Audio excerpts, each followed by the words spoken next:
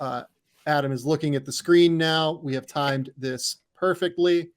And at the 9th selection, the Utah Jazz are selecting Taylor Hendricks from the University of Central Florida. Yeah. So I've kind of assumed that they would be willing to take Hendricks over the last little, 48 hours. I had some questions on if he was like their guy necessarily, if the board ran out this way.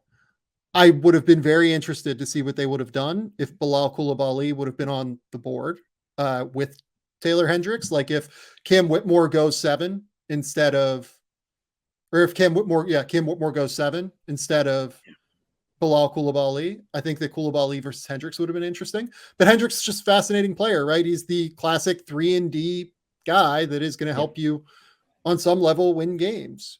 I completely believe in the shooting. I see no reason not to. Then defensively, he's a great weak side rim protector. Is great timing on that end. He plays with good verticality. Really good at going up off of 2 feet, like getting his center of gravity underneath him, or kind of flattened out and well proportioned. Great anticipation for flying around defensively. I think this is a great fit next to guys like Lauri Markkanen and Walker Kessler. Again, this is going to be a team with Walker Kessler that plays drop moving forward. That's going to be their move. And you get this guy who can be like a crazy help defender behind Walker Kessler in drop. You're essentially creating the defense that Milwaukee did behind Brook Lopez.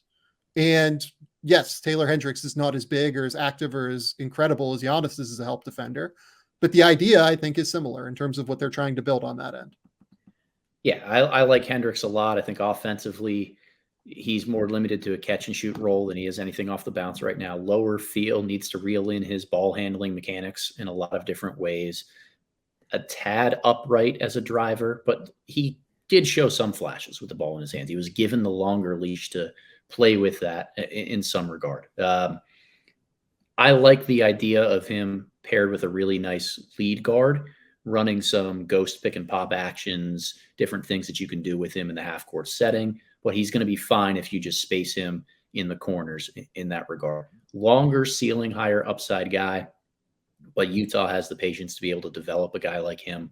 I like the fit. I think that he is clearly a top 10 talent in this class, kind of proved it with his consistency throughout the year. A lot of guys had some peaks and valleys and ups and downs.